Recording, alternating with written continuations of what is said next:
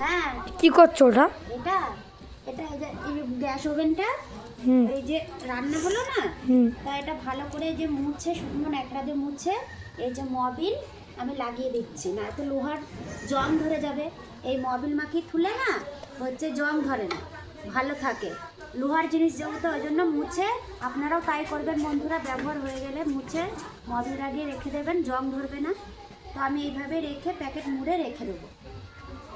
হ্যাঁ এবার কি গ্যাসটা প্যাক করছো? গ্যাসটা প্যাক মোছা হয়ে গেছে, এবার প্যাক করে থাকবো। পাইপটা এরকম করে দিলাম, এবার এই তিন কাগজটা এর মধ্যে দিয়ে রাখবো, তাহলে গ্যাসটা নোংরা হবে না।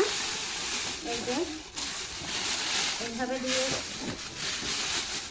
রেখে দেবো।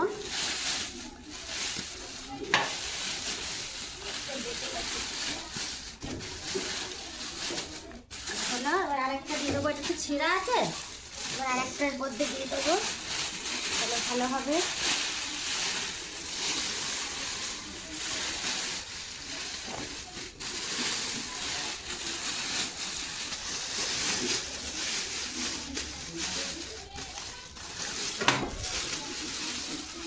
যাচ্ছে কোথায়?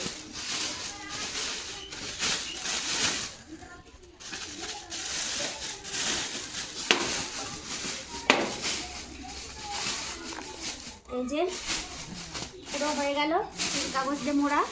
তো আপনারাও বন্ধুরা এইভাবে রেখে দেবেন, গ্যাস ওভেনটা ব্যবহার করে তেল দিয়ে কিংবা পোড়া মবিল দিয়ে মুছে এখন ক্যারি প্যাকেট করে প্যাকিং করে রেখে দেবেন, তাহলে নোংরাও হবে না। আর আমার এই ভিডিওটা ভালো লাগলে কমেন্ট করে জানাবেন।